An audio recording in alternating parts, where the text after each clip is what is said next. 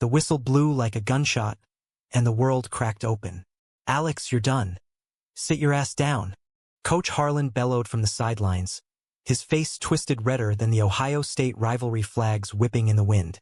I froze mid-stride on the 50-yard line, the roar of the crowd turning to a stunned hush, because in that split second, everyone knew. My secret was out, and my season was over. It started with a kiss. Not some dramatic movie moment under the stadium lights, but a stolen one in the shadowed corner of the locker room showers, steam curling like ghosts around us. Declan Murphy, 6'3" Irish-American powerhouse, our star linebacker with arms like oak branches and eyes the color of Lake Erie on a stormy day, had me pinned against the cold tile, his breath ragged, whispering, "We can't keep doing this, Alex. It's killing me." I'd laughed it off then, because what else could I do? We were the unbreakable duo of the Cleveland Browns junior college squad, the black quarterback from the wrong side of the tracks and the golden boy from Shaker Heights, trading secret glances across the huddle like coded plays. But that night, after our overtime win against Toledo, when the adrenaline crashed and the beer flowed in the team house basement, someone snapped a photo. Declan's lips on mine, blurry but unmistakable. By morning, it was viral on the team's group chat, forwarded with puking emojis and slurs that hit like tackles from Blindside. I didn't sleep, curled up in my beat-up dorm bed, the screen glowing accusations in the dark. "Fag QB ruins the vibe. Murphy's a traitor, trade his ass." My phone buzzed nonstop, but I ignored it until Declan's text lit up. "Meet me at the field." Now, the campus was a ghost town at 3 a.m., frost biting my ankles as I jogged out in sweats and cleats, the goalposts looming like guillotines under the sodium lamps. He was there, pacing the hash marks, his breath fogging the air, that black and gold jersey still clinging to his frame like a second skin. "Alex," he started, voice cracking like he'd been crying. "I told them it was a joke. Said you were drunk, that it didn't mean shit." His words landed like a fumble in the red zone. Sloppy, desperate. I stopped 10 yards out, the grass crunching underfoot, and felt the betrayal coil in my gut. Declan, my Declan, the guy who'd traced constellations on my back during those midnight drives to the quarry, promising we'd go pro together, build a life beyond the gridiron. We'd met freshman year in Bio 101, him doodling shamrocks on his notes while I sketched routes in the margins. One study session turned into confessions over cheap whiskey, me admitting the crushes I'd buried since high school in Akron, him spilling about the family priest who called him confused. From there, it was everything. Hands intertwined under bleachers, mixtapes of Springsteen and Outkast in his truck, dreams whispered in the dark about escaping Ohio's Rust Belt chokehold for California sun and open fields. But now, a joke, I echoed, stepping closer, my voice a low thunder. "That's what we are? Some punchline for the brothers." He reached for me, but I jerked back, the distance between us wider than the goal line. Coach called me in at midnight, said the boosters are pissed, alumni flooding his inbox with family values bullshit. "If I back you, I'm off the depth chart too." His eyes, those damn eyes, pleaded like a penalty flag on replay. I wanted to hate him, to launch into him like a quarterback sneak, but all I could see was the boy who'd held me after my mom's chemo appointment last spring, driving 4 hours to Cleveland just to sit in silence. By dawn, the team meeting was a powder keg. We filed into the stuffy auxiliary gym, the air thick with the stench of old sweat socks and fresh tension. Coach Harlan, a grizzled ex-linebacker from the 80s Oilers days, stood at the whiteboard like a general, marker squeaking as he underlined my name in red.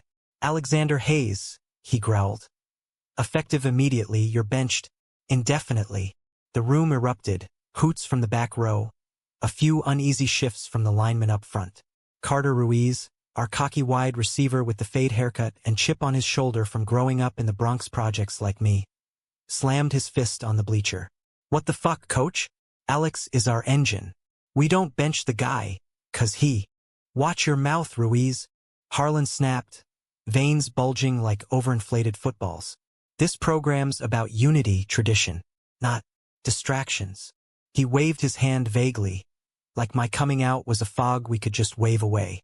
The whispers turned to murmurs, eyes darting to me where I sat ramrod straight, fists clenched in my lap, tasting blood from biting my tongue. Declan slouched in the corner, hood up, avoiding my gaze like it burned. Betrayal number 2. Silence when I needed his roar. Practice that afternoon was hellfire. Drills turned vicious. Tackles a beat too late. Passes sailing wild. I suited up anyway, because screw it, I wasn't going down without a fight. But every snap felt like Judgment Day. The O-line parting like the Red Sea as I dropped back, only to eat turf from a phantom blitz. Carter jogged over during water break, squirting Gatorade in my face like we were kids again. This is bullshit, man. You think Harlan's speaking for all of us? He was the first teammate I told. Last summer over ribs at his abuela's barbecue in East Cleveland. The sizzle of the grill masking our laughter when he admitted crushing on the soccer captain. We're ride or die, Hayes. Don't let these hillbilly boosters punk you. But the doubt crept in like frost on the windshield. That night, alone in the weight room, iron clanging like accusations, Declan finally showed. He locked the door, the fluorescent buzz the only sound until he crossed the mats in 3 strides. I'm sorry, he breathed, pulling me into his chest. The scent of Irish spring and regret overwhelming. We sank to the floor, backs against the mirrors, his fingers threading through my locks like he used to. I panicked. My dad's already on my case. Says if word gets out, no NFL scout will touch me. But losing you? That's the real benching. His voice broke, and mine did too, spilling the fear I'd bottled since the photo dropped.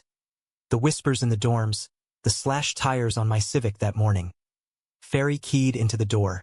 We talked till the custodians banged on the glass, forging a fragile truce. We'll fight this together, he vowed, sealing it with a forehead kiss that tasted like home. The climax hit like a fourth-quarter Hail Mary. Homecoming against our arch-rivals, the Pittsburgh Steelers feeder team, under a sky bruised purple with impending snow. The stadium thrummed, 15,000 strong, flags snapping, the band blaring Sweet Caroline like a battle cry. I was in civvies, clipboard in hand from the bench, heart jackhammering as our backup QB fumbled the first drive. Harlan paced the sideline, barking orders, but the crowd's chants shifted from "Go Browns" to murmurs when the Jumbotron flashed my face. Some fan-made graphic with rainbow filters over my helmet. Boos rippled, then cheers from the students section. A patchwork of signs. Hayes equals Hart. Halftime score, 14-7. Them leading. Locker room was a tomb. Steam from the showers doing nothing to thaw the chill. Harlan launched into his pep talk, all fire and brimstone about manhood and grit. But his eyes skipped me like I was invisible. That's when Carter stood, all 5'10" of Bronx fire, and the room went pin drop. Coach, with all due respect, you're full of shit. Gasps echoed off the lockers. Alex ain't a distraction. He's the reason we're 8-1. You bench him 'cause he's gay? Fine. But we're benching you. He turned to the team, voice steady as a goalpost. Who's with me? We walk unless Hayes plays. Silence stretched, eternal as a 2-minute drill. Declan rose next, slow, like he'd been waiting his whole life for this snap count.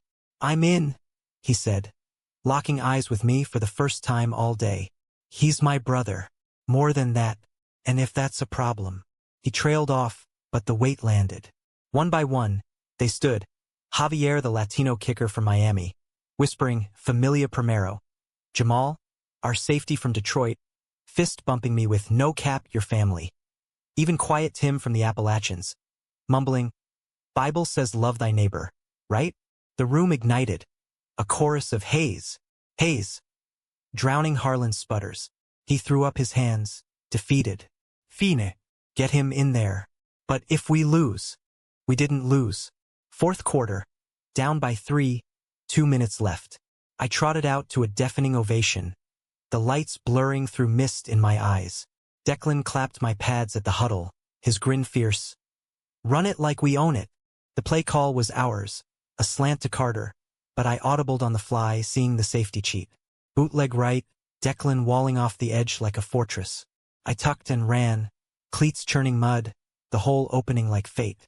50 yards later, I dove into the end zone, the ball breaking the plane as the gun sounded. 24-21. The pylon was chaos. Bodies and joy and tears, Declan's arms wrapping me tightest, whispering, We did it, babe. We fucking did it. In the aftermath, the world shifted. ESPN ran the clip. Teammates Stan steals the show. Boosters backpedaled. Harlan grumbled an apology over lukewarm coffee in his office. Declan and I went public the next week, hand in hand at a presser, his thumb tracing mine under the table like our secret code. It wasn't all roses. Hate mail trickled in. My mom wept over the phone from her hospice bed, proud but terrified.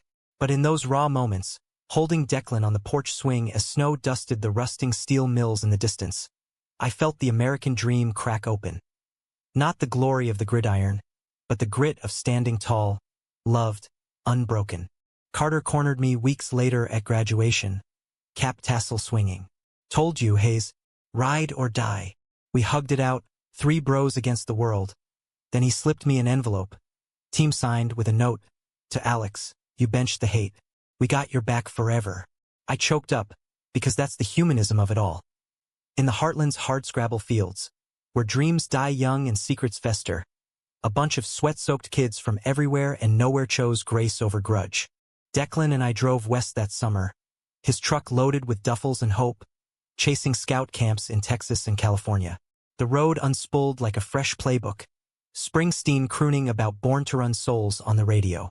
We stopped at diners with neon signs flickering promises, stealing fries and futures. Think we'll make it? I asked once, head on his shoulder as the Rockies loomed. He kissed my temple, voice steady as his stance. Together? Hell yeah, we're undefeated. And in that, the Real win. Not the scoreboard, but the scoreboard of the soul. Tallied in forgiveness, fierce loyalty, and a love that benched the darkness for good.